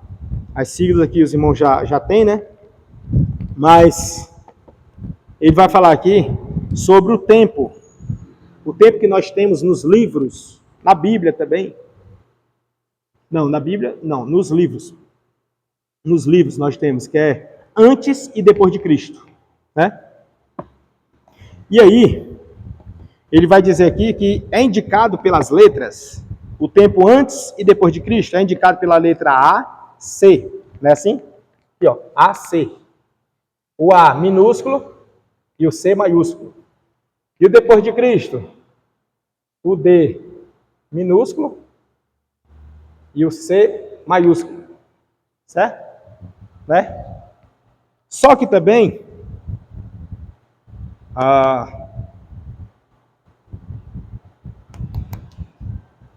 tem, aqui achei, tem o AD. Tem o AD. E esse AD, é assim, né? Esse AD, alguns se perdem, sem saber o que é. E, como ele diz aqui, é o Anno Domini. Para os teólogos, vão classificar como sendo o ano de Deus. Os teólogos, tá? Só que na época, era igreja-estado. Tá? Igreja-estado, já ouvi falar, né? Igreja-estado é onde o Estado é o governo, o imperador na época. Para ele tomar uma decisão, ele consultava a igreja. E a igreja na pessoa de quem? Do sacerdote, do bispo, do padre, do papa. Entendeu? Consultava. Era Estado e igreja, por isso que era Estado e igreja. Esse elo, ele foi rompido, e quando foi rompido, foi chamado de período em que esteve unido, foi chamado de período das trevas. Sendo que para quem é religioso, vai dizer que é o período da luz. Então vai depender de quem você está escutando para saber, né? Se você falar com um religioso, ele vai dizer que, salvo engano, é o século 17, né? Vou botar assim, porque no algarismo romano vai ser, dá também, mas é muita letra, ó. 17, desse jeito. Aí eu vou deixar aqui, numeral para a gente saber, né? Então, no século 17, salvo engano, teve o rompimento, foi o primeiro século posterior ao rompimento. Então, é bom, na hora de abordar, de repente você vai evangelizar e encontra uma pessoa culta, e um professor de história. Ele vai saber da história, mas qual versão? Ele vai saber de uma versão, e você sabe de outra, da mesma época. Entendeu? Então, você precisa estar munido disso aqui para poder mostrar para ele o outro lado. O outro lado da moeda. Né? Sempre tem dois lados. Eu gosto muito de ver na Bíblia que tudo na vida, mas é absolutamente tudo. Eu já parei para pensar, passei dias pensando já assim, procurando alguma coisa que não tenha, no mínimo, dois lados. No mínimo. Eu já procurei. Se alguém quiser também topar o desafio e procurar, me ajude e me diga, né? Se tem alguma coisa que não existe os dois lados. No mínimo são dois. Porque a Bíblia vai falar, no Sermão da Montanha, Jesus vai falar sobre os nossos olhos. Diz que nossos olhos são a candeia do corpo. De modo que se os nossos olhos for luz, o que acontece? O corpo será luz. Mas, se os nossos olhos, veja que a fonte é a mesma. Se os nossos olhos for trevas, o corpo será trevas. E aí tem uma ressalva. Quão grandes serão tais trevas? Ou seja, é treva e não é pouca não, viu? É muita, né? É muita treva. E aí, nisso eu concluí que tudo na vida, já que ele trouxe a partir dos olhos, veja que ele não pegou a orelha, não pegou a cabeça, ele pegou os olhos e de novo os olhos. Os olhos para a luz e os olhos para trevas. Então, qual foi a conclusão que eu cheguei? Que tudo na vida, tudo que eu já parei e fiquei pensando, fiquei procurando. Procurei, tudo. Tem no mínimo dois lados de se ver. Por exemplo, essa cadeira, eu estou vendo que tem um emblema aqui, ó, com o nome AD Parque Viana. A rodinha branca, desenho da igreja. Você está vendo? Tá não. Eu estou vendo. Aí dois parafusos? Não. Estou vendo não. Entendeu aí? Então, tudo na vida, meu irmão, é tudo. Mas se você achar alguma coisa que não seja assim, me apresente que eu quero também conhecer, tá? Então, vamos partir da premissa que é tudo. Tudo na vida tem, no mínimo, duas formas de se ver. Ou você vê com um olhar de luz, ou você vê com um olhar de trevas. Fechou? Aí, isso aqui não é aquele símbolo lá não, tá? Que o pessoal gosta também de mencionar. Sabe? Já viu? E diz que isso aqui é a conclusão da vida. Que diz que tudo na vida não é isso. Eu estou só dizendo que existe isso aqui, tá? Existe. Aí. Tudo na vida, nem tudo é totalmente bom. Vou botar aqui. E nem. Vou botar o vermelho como sendo mal, tá? E nem tudo na vida é totalmente mal. E nem tudo na vida é totalmente bom. Por quê? Porque o que é bom tem alguma coisa nele que é mal. E o que é mal tem alguma coisa nele que é boa. Entendeu? Isso aqui é uma máxima secular. Tá bom? Existe lá fora, tá? Pessoal, os filósofos, eles vão muito por isso aqui, os filósofos. E teólogos liberais também beberam dessa fonte. Beberam daqui. A nossa fonte é outra, né? Aqui a nossa fonte, tá? E aí, nós não somos liberais. Nós somos bíblicos, sistemáticos. Aí, nessa fonte aqui, os filósofos, muitos, e teólogos também, liberais, vão dizer que nem toda pessoa ela é totalmente ruim. Tem um cabo ali que não presta, mas ele tem uma coisa boa, que eu vi ele ajudando uma senhorinha que ia passar na rua. Ou vantagem, né? Mas tem alguma coisa que presta nele, tudo bem. Só que o meu olhar evangelístico para ele não é esse, de boas obras. Isso aí engana qualquer um, menos o olhar espiritual. O meu olhar para ele é na alma. A fome e a sede, o desespero da alma dele. Entendeu? Não importa. Jesus disse, foi Jesus que falou, fui eu não. Jesus disse assim: vós sois maus, mas sabei dar boas coisas aos vossos filhos, quanto mais vosso Pai, que é bom. Né? Vosso Pai que está no céu, que é bom.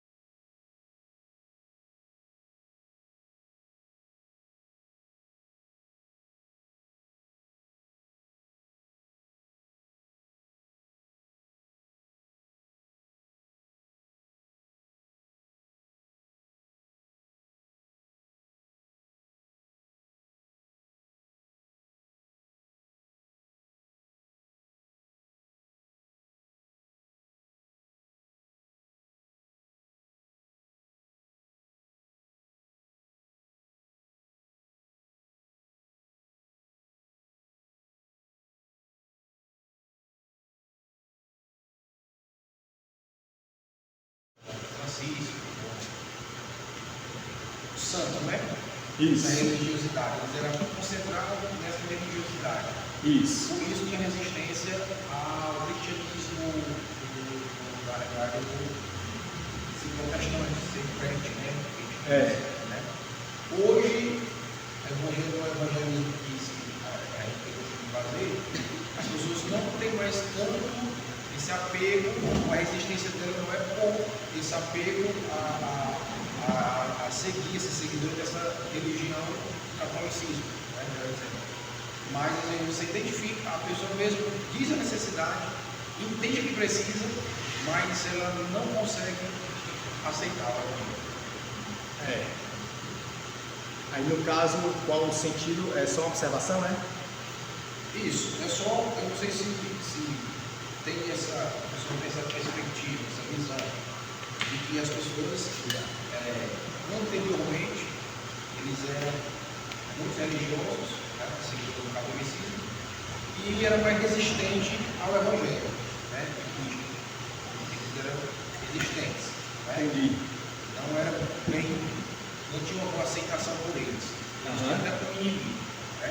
Hoje, a gente não vê isso com tanta frequência. A gente vê pessoas que são dependentes químicos, pessoas que são presas por algumas situações que são, seja lá, drogas,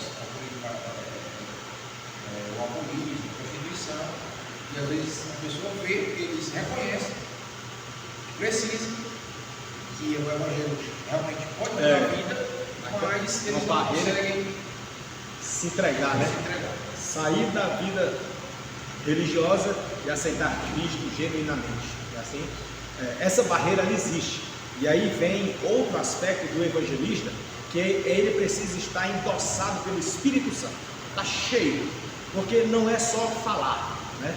Como Paulo disse, ele disse que eu não vim até vocês com sublimidade de palavras ou palavras persuasivas, mas eu vim com o poder de Deus. Então o evangelista precisa carregar esses dois: palavras e poder, palavras e autoridade, palavras e unção, entendeu? Esses dois.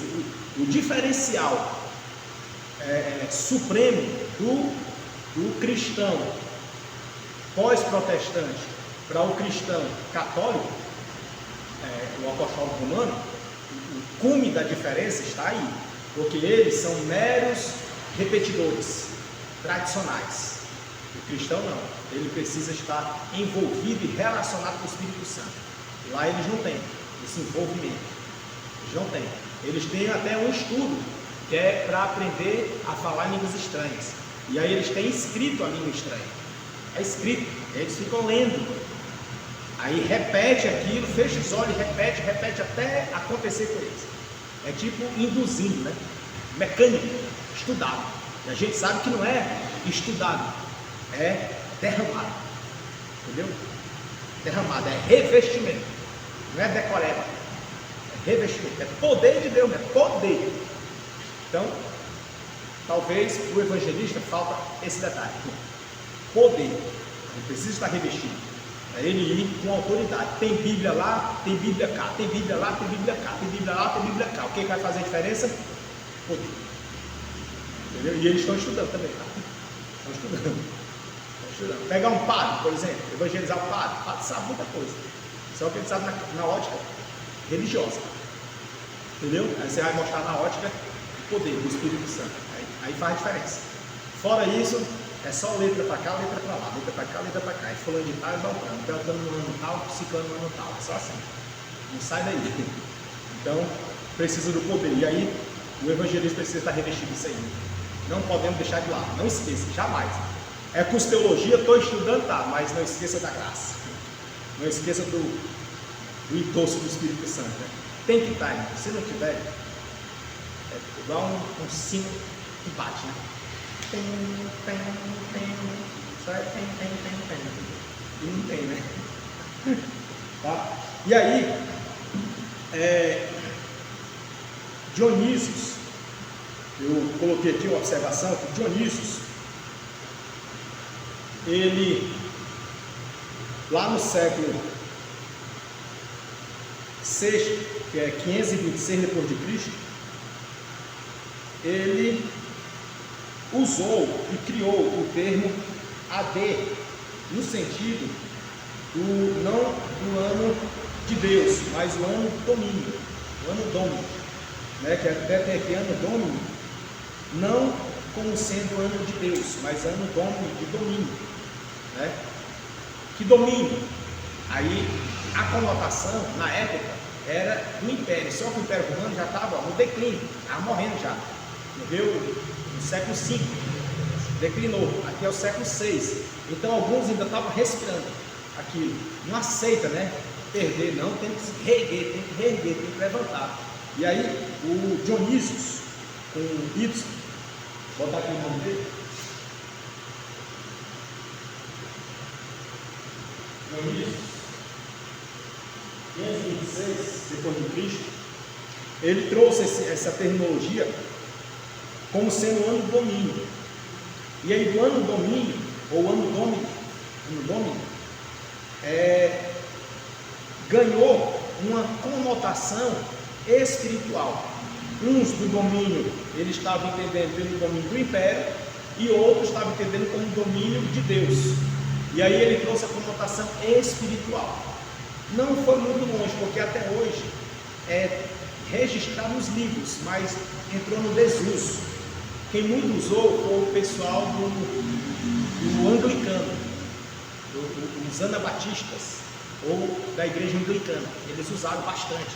Mas aqui para nós, na América do Sul, entrou no desuso, porque a gente não desusa só esse aqui. Esse aqui, muito pouco. A gente nem fala, né? Quem é que aqui está pregando e vai dizer assim, no ano 100 AD? Vai falar AD, vai pensar que é a Assembleia de Deus, né? Né? AD, maravilha. Nosso contexto aqui não funciona. Nosso contexto é DC. Entendeu? Aí ele sofreu um preconceito, até botei aqui, porque ele era anão. E ele sofreu. Para nós é preconceito, na época não existia negócio de preconceito.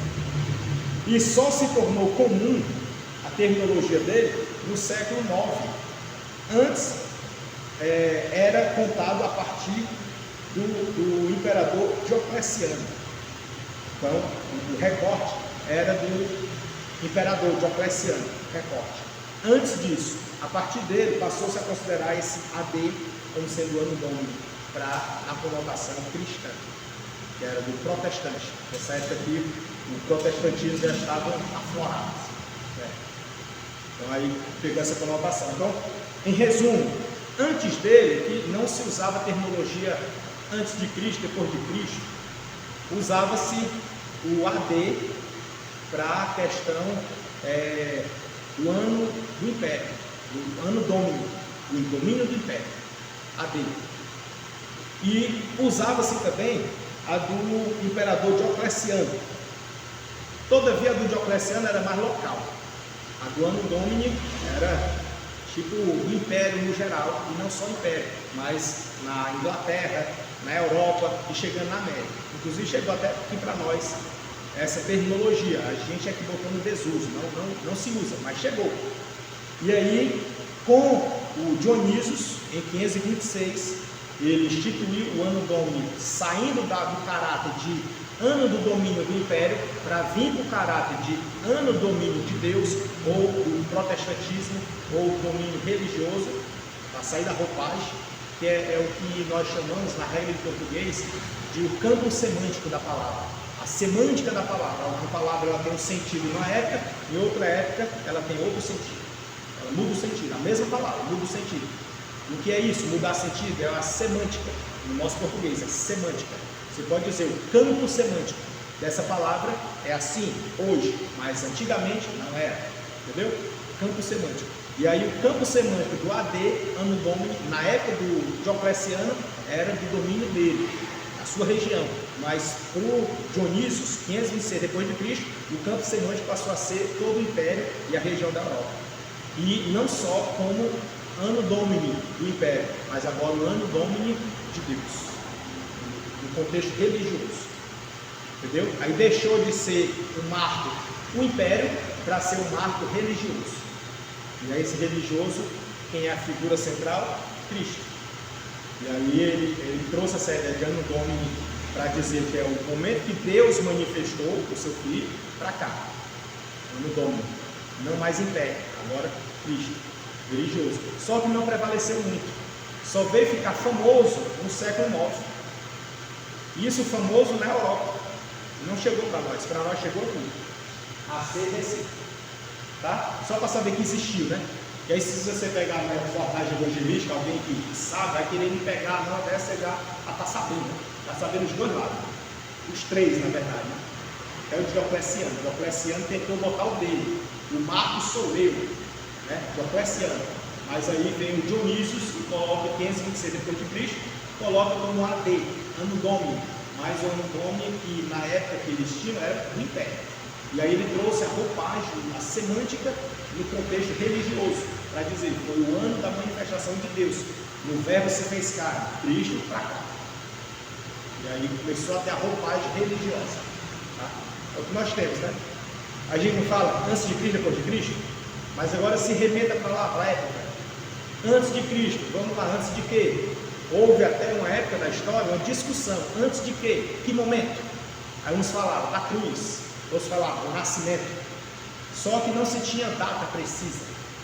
A data da cruz até que sugeriram, mas do nascimento ficou assim meio solto. É tanto que do nascimento, isso aí a gente vê lá nos evangelhos e o período intertestamentário, que vê esses dois. Aí do nascimento, já tem uma margem para mais e para menos, de 5 anos, para mais ou para menos, do nascimento de Cristo. Nascimento. E aí, uns vão dizer que ele nasceu no ano 3 ou 4 antes de Cristo, outros vão dizer que foi no ano 3 ou 4 depois de Cristo. E aí fica a questão, se ele nasceu depois de Cristo, quem é o Cristo que ele toma por base? Né? Fica as questões, é muito óbvio para nós, né? Mas isso rende, meu Deus, mas rende, viu? E aí, como não se tem uma base precisa do nascimento, aí vai para a história. Que história? Dos reis. Herodes o Grande. O rei Herodes o Grande, que reinava na época, quando os magos foram até lá e perguntaram pelo rei que havia nascido. Entendeu? Aí o que ele diz? Ei, vão lá então, e depois traga as boas para mim. Eles voltaram? Até hoje. Né? As boas chegou para nós, mas Herodes não. E aí Herodes fez um cálculo. Quando foi o dia que aqueles reis vieram para cá? Aqueles magos, né? Vieram para cá? Foi mais ou menos tal época. Aí ele estimou 2 anos. 2 anos. E aí ele decretou a matança de todas as crianças do sexo masculino até 2 anos. Então nós temos um marco histórico. O marco da matança. A matança decretada pelo rei Herodes o Grande. Aí você pega o marco histórico dele, porque é rei, está nos livros da história. Você pega esse marco, vê a data da matança, calcula 2 anos, aí você tem mais ou menos a data que Jesus nasceu. Entendeu? Mais ou menos. Né? Até porque até Herodes foi no mais ou menos. Até Herodes, né? Mais ou menos quanto? Em tal época. Então, botar bem aqui. Vai que ele botou 2 anos, passando já, né? Entendeu? Vou botar 2 anos que é para não ter dúvida. Entendeu? Não é errado, né? 2 anos tá bom. Né? Senão vai morrer bem demais, cara. Então assim, veja que a data não é muito certa, né? E aí, enfim, isso aí deixa para outra aula. E foi só um parênteses que eu abri, né? Eu me empolgo. Vamos voltar para cá. Isso aí é lá para os evangelhos, período intertestamentário. Vamos avançar aqui. Página 32. As bases da mensagem evangelística. As bases. A base, irmãos, é a Bíblia, né? Claro. Só que falando sobre o quê? Não é importante, vou até ser direto logo, não é importante você usar o preciosíssimo tempo que a pessoa lhe deu atenção para falar da religião dela, para falar dos costumes dela, para falar de alguém que pecou, de um escândalo que tiver no momento. Não é bom. Não aproveite ou não desperdice o preciosíssimo tempo que a pessoa lhe deu para ouvir a palavra de Deus, para ficar falando essas coisas. Vá direto ao ponto. Fale de Cristo. Cristo, Cristo, Cristo. Acontece. Tem pessoas que querem mudar o assunto? Tem gente que quer interferir? Tem pessoas que às vezes no momento está tendo um escândalo na mídia. E aí esse escândalo, o pessoal, ei irmão, mas me diz aí, se não é ou não é, ou não é. Entendeu? E aí, o que você vai fazer? Rapaz, eu só sei que o principal é Cristo. E é Ele a minha base. Se eu não tiver nele, meu irmão, até eu caio. Até eu vou pro ralo. Tem que ser Cristo. Jesus, ele é o homem perfeito, disse Lucas, né? O homem perfeito. E aí você puxa para a Bíblia e vai para a Bíblia. Andando na Bíblia. Se andando na Bíblia, irmão, não se preocupe, mas nem se preocupe mesmo, porque a Bíblia se responsabilizará. Ela tem argumento, o Espírito Santo tem um endosso, você vai estar cheio e Deus vai ser glorificado. Tá certo? Não perca o preciosíssimo tempo falando de qualquer coisa. Fale de Jesus. Aí, ele traz aqui as bases da mensagem evangelística como digamos assim, um tripé. Ele vai falar sobre o pecado. Numa mensagem evangelística é importante falar sobre o pecado? Sim, mas extremamente importante, porque a pessoa precisa saber a real situação e risco que ela corre. É um risco iminente, corre esse risco, pecado. Romanos 3:23, é muito bom, né? E aí, depois ele traz até aqui, ó, Isaías 59:2, né? Que é o que faz a separação de nós com Deus. Ou seja, a pessoa pensa que está com Deus, né? Vai, ó, deixa eu te dar um recado aqui. Tá longe, meu filho. Tá longe. Porque, ó, um abismo aí, né? Que pecado que botou. Não, mas foi aquele irmão lá, não. Foi o pecado. E o outro assunto é sobre a salvação. Se ele viu a situação que ele está, o que ele precisa agora? Uma saída. Precisa da saída. É igual aquele carcereiro, né? E o que eu faço para ser salvo? Né? Eu já sei que eu estou perdido, estou à beira da morte. O que eu faço para ser salvo? É isso que eu quero saber. Entendeu? Salvação. A saída, né? Eu quero a saída. E aí vem a mensagem sobre a aceitação a Cristo. Tá certo? Tripézinho aí, amarra isso aí, ó. Tá bom demais. Você aborda aqui o mendigo, você aborda o policial, você aborda o traficante, você aborda o advogado, você aborda o promotor de justiça, você aborda o juiz, você aborda o desembargador, você aborda o empresário, o dono, o milionário, qualquer um que encaixa essas três. Prisioneiro, todo mundo. Escapa alguém? Não, esqueci de alguém. Ficou alguém de fora? Todos encaixam aqui. É, meu filho? Encaixa ou fica alguém de fora? Todo mundo encaixa aqui. Tripézinho. Pegou esse aqui e acabou-se. Precisa tremer, precisa. Ai meu Deus. Não. Ah, mas ele puxou para cá. Eu não tenho nem noção do que é isso, pois puxa para cá. Puxa para cá, tem noção daqui? Né? Ah, mas ele puxou lá para as filosofias, pois puxa para cá. Paulo também traz uma filosofia muito boa. Né? Lá em Atenas, você pergunta, rapaz, você já conheceu a Grécia? Hoje tem um homem na Bíblia que ele foi lá em Atenas, já ouviu falar em Atenas? Na Europa, já ouviu falar na Europa? Rapaz, dizem que lá tinha um bocado de altar para tudo que era Deus, mas tinha um que estava com a plaquinha só, dizendo, ao Deus desconhecido, olha aí. Entendeu? Aí você já encaixa ali, ó. Traz ele para cá, para a Grécia. A Grécia de hoje, né? Na Europa, Atenas, mas precisa conhecer. Atos 17, se não me engano, né? Precisa conhecer, tem que ler Bíblia, né? Tem que buscar a Deus, tem que buscar a Bíblia. Então vamos lá adiante. Aí diz assim, a mensagem sobre o pecado, um pouquinho de hamartiologia, né? Vai falar aqui sobre o pecado. É óbvio que o nosso tempo aqui fugiu, né? Mas só para dar um spoiler, aqui ele vai trazer a ênfase da enfermidade na alma. O pecado, irmãos, ele veio como o quê? Como um câncer, sim ou não? Afetou só Adão? Toda a raça humana. Alguém pode dizer assim, não, me perdoe, mas eu nasci há 15 anos atrás, 20 anos atrás, eu nunca nem vi esse tal de Adão. O que é que eu tenho a ver com isso? Né? Já fizeram isso comigo, né? O que é que eu tenho a ver com isso, irmão? Não tenho nada a ver com esse Adão pegou, foi ele. Aí deixa eu te falar uma coisa. Ele estava representando a raça humana. Aí eu trouxe a figura do embaixador. Embaixador. Paulo usa embaixador.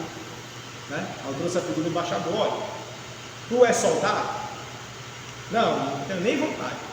Sabe mexer em arma? Sei não. Sabe pegar uma carabina e encaixar o pente ali, botar as coisas? Não, sei não. Pois é, pois te prepare, porque se o embaixador falar besteira por lá no Japão, e por causa da besteira que ele falou, os de lá se invocarem, eles decretam uma guerra contra o Brasil e tu vai ser chamado. Tu não pisou nunca no quartel, mas tu vai pegar na arma, ó. Aí tem que lutar, bicho. Mas eu pergunto, o que tem a ver com isso, né? Pois é, porque ele te representa. Entendeu? Ele te representa. O que ele falar lá, tu não sabe nem quem é ele. Mas o que ele falar, vai cair sobre ti. Assim foi Adão. Não se preocupa não, porque veio o segundo Adão. Entendeu? Puxa para a Bíblia, irmão. Não tem para onde correr. Puxando para a Bíblia, você voa nas asas do Espírito. Porque o Espírito Santo ele vai te ajudar. Jesus ele disse, eu vou contigo também, vou nessa. Deixa eu falar, não, eu vou também.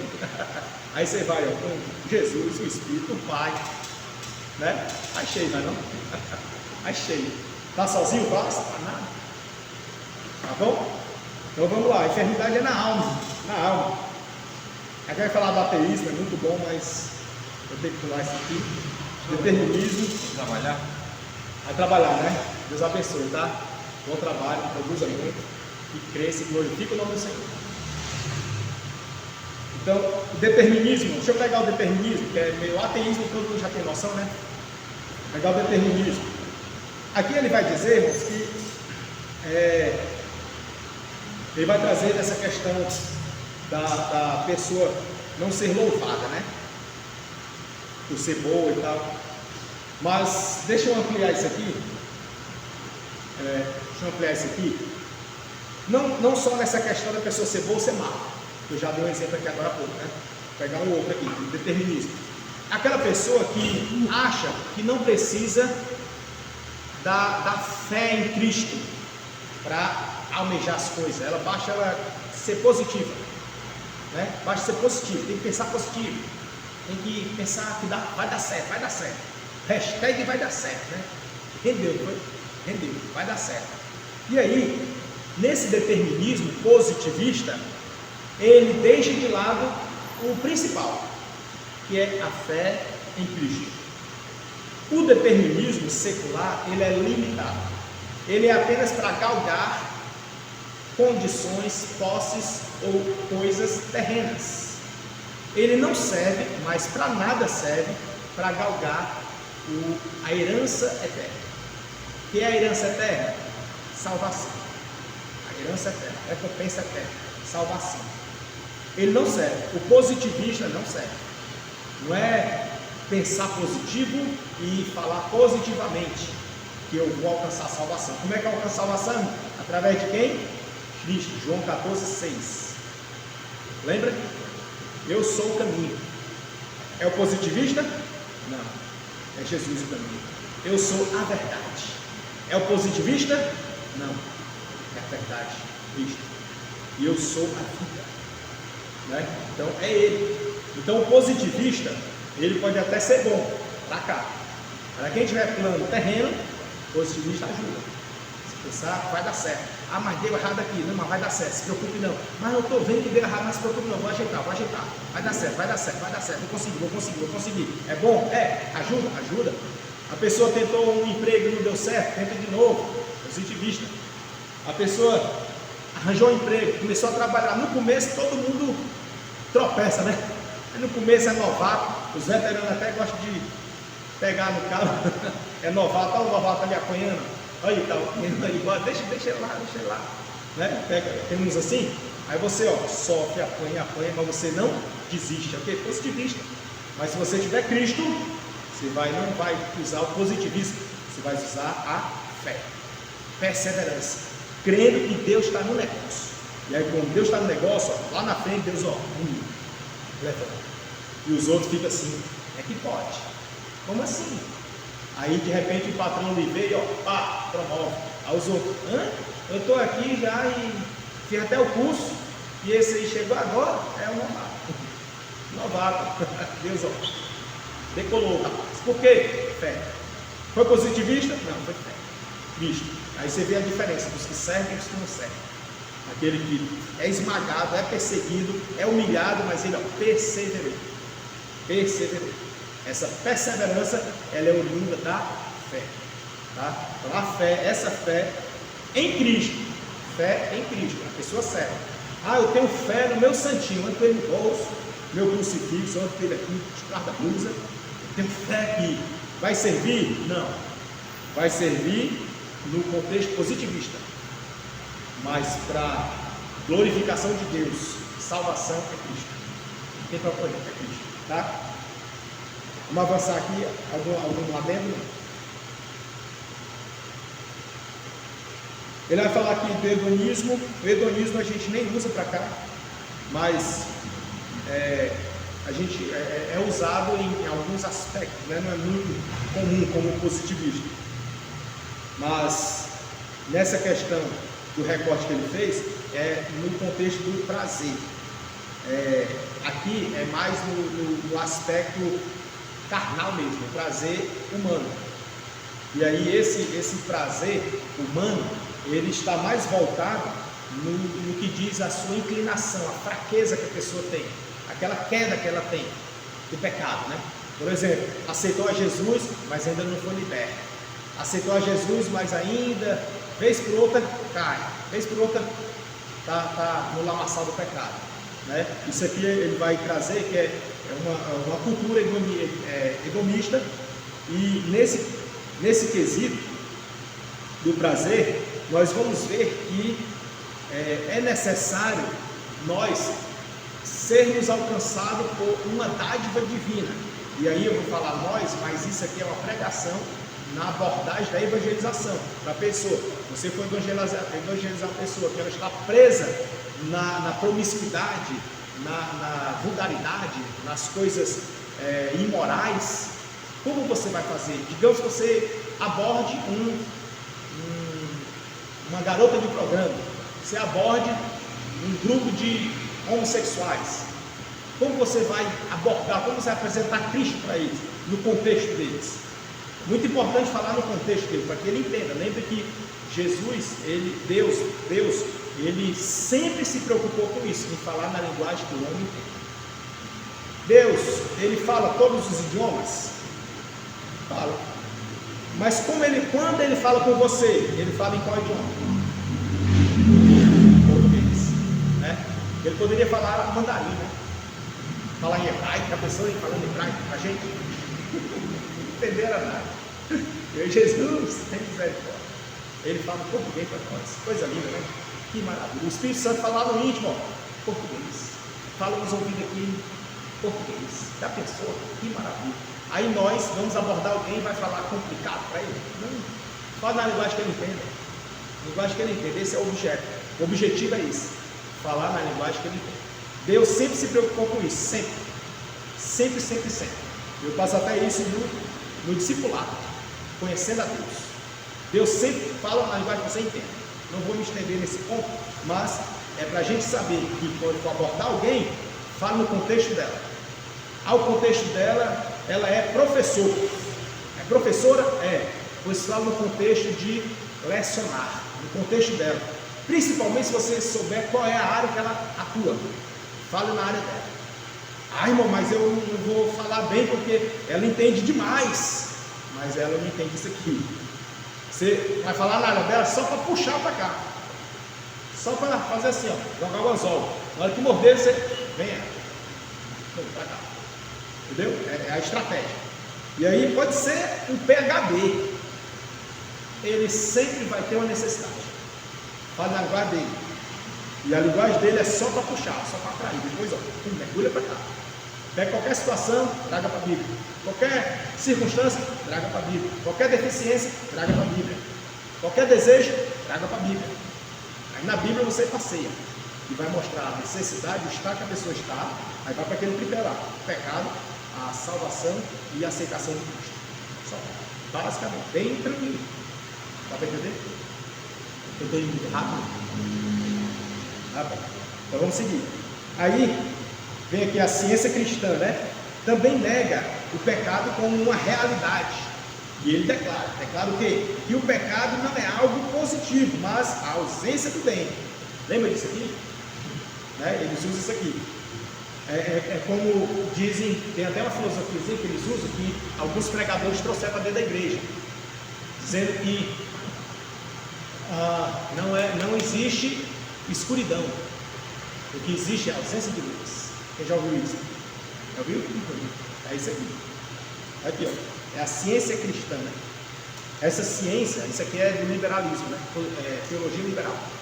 Essa ciência, ela prega nesse contexto. É um contexto legal, é interessante, é curioso, mas é Cristo no centro? Não, vou já mostrar para você que não. Como assim? Se não existe trevas, só existe ausência de luz, então, é uma máximazinha, diz que é ausência de luz, não existe treva, é ausência de luz. Aqui, isso aqui, tá? A ciência cristã, que é o que defende. Se isso for verdade, eu tive uma professora de hebraico, e ela disse assim, quer pegar um mentiroso, é só concordar com ele. Eu fiquei assim, mas concordar? Concorde. Mentira não tem perna curta. Rapidinho acaba. Quando acabar, você mostra a verdade. E ele vai ficar convencido, ele vai ver com os próprios olhos que acabou. Acabou. E agora? Aí aqui é a verdade. Entendeu? Aí é parecido com isso aqui. Por exemplo, lá na criação, né? Que é no Bereshit, lá no começo. No princípio criou Deus os céus e a terra. E a terra era sem forma e vazia. E havia trevas na face do abismo. Veja que ele traz duas situações, né? Trevas na face do abismo. Era um abismo, era um buraco negro, digamos assim, né? Não o que se encontraram aí, né? É isso aí não. Aí diz que havia trevas na face do abismo. E o Espírito de Deus pairava sobre a face das águas. Né? Veja que até então não tinha falado de água, não. Falar de terra sem forma vazia e trevas. E o abismo. Ninguém falou em água. Agora que vem que o Espírito de Deus parava sobre a face das águas. De imediato nós somos induzidos a pensar que o Espírito estava na face do abismo. Né? Uma vez que diz que é da água. Não é da abismo, é da água. Dá para entender? Aí vai dizer assim, e Deus disse, haja luz, e houve luz, e a luz foi aonde? Lá onde tinha trevas, a água fica lá, veja que não mexe com a água, o Espírito parava sobre a face das águas, e a treva estava lá. Aí, onde é que a gente vai chegar? Isso aqui é um contexto, é ciência, né? Ciência tem que fazer desenho e tal. Onde é que nós vamos chegar? É que quando Deus vai criar a terra, lá no Gênesis 1:1, ele já tinha feito tudo. No 2 em diante, ele vai explicar o estado que se encontrava e o que ele foi fazendo. No 1, a gente vê que ele já tinha feito. Criou Deus os céus e a terra. Criou.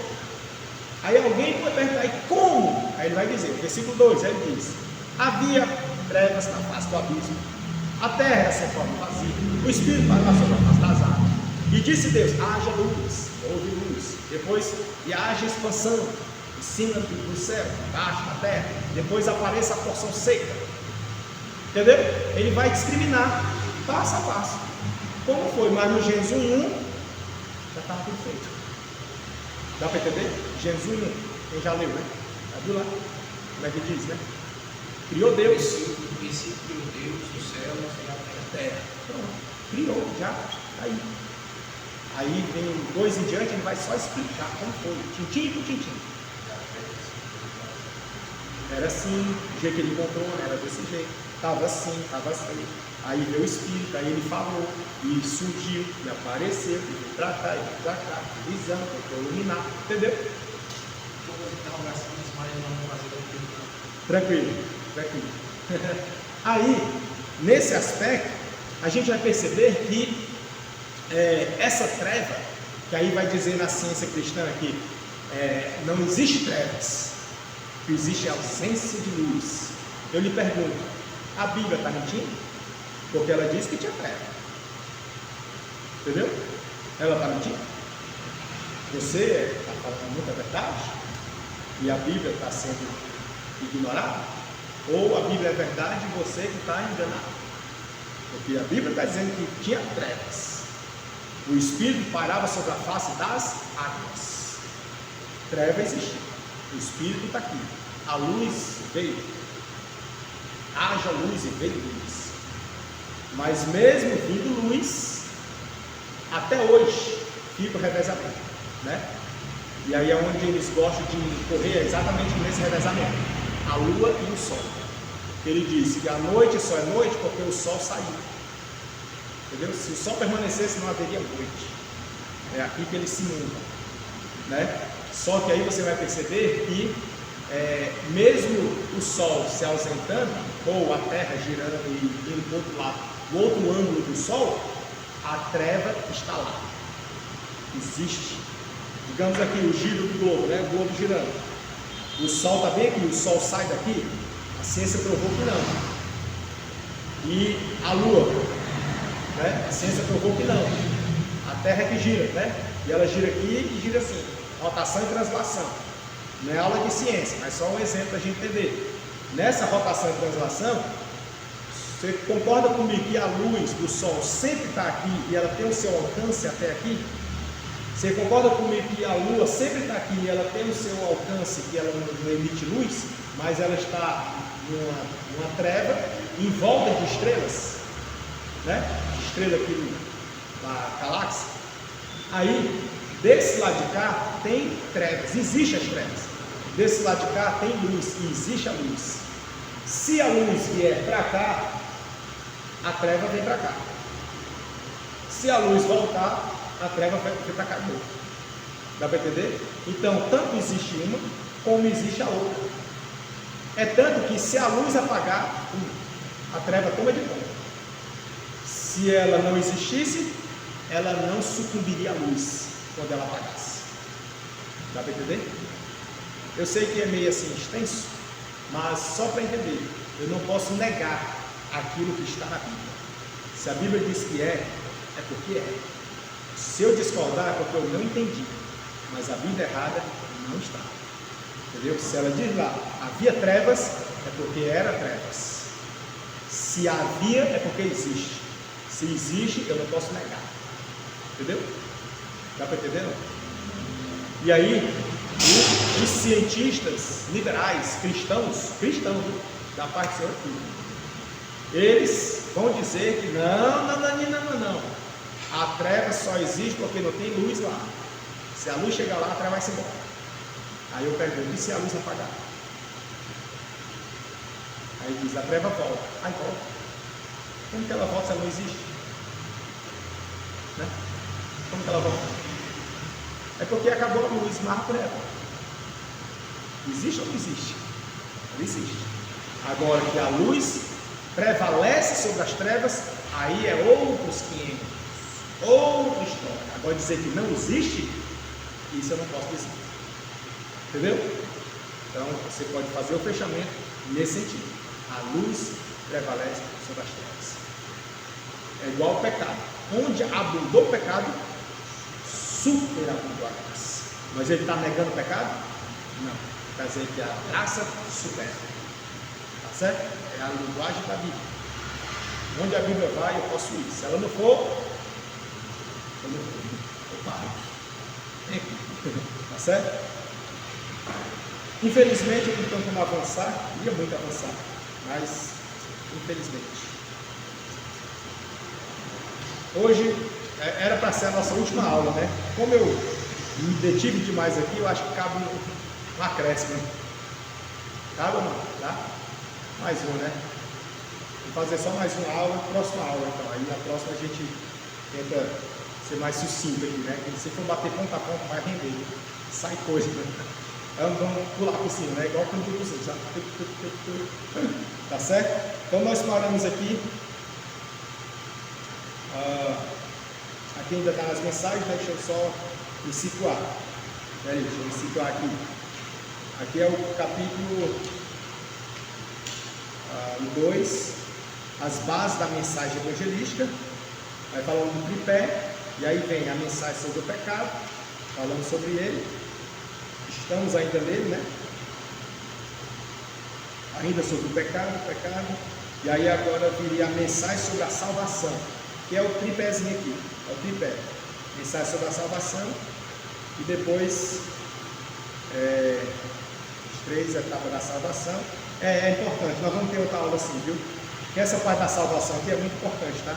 Apesar de nós vamos ter um módulo só sobre a soteriologia, vai ter um módulo só dele, é muito bom, mas o evangelista aqui, o evangelismo integral, é importante saber a salvação. Não tem como evangelizar sem conhecer a salvação, aí não dá, né? Vai pregar o quê? Então nós teremos a próxima aula, assim, tá? Aula 6, a última, deixa ressalva, vai ser a última, a gente tentar puxar para cá para o final, tá bom? Que Deus em Cristo nos abençoe e que sejam edificados com o conhecimento da palavra de Deus, certo? Pode deixar aí. Nós ficamos assim com o áudio prejudicado e que o microfone tem descarregado.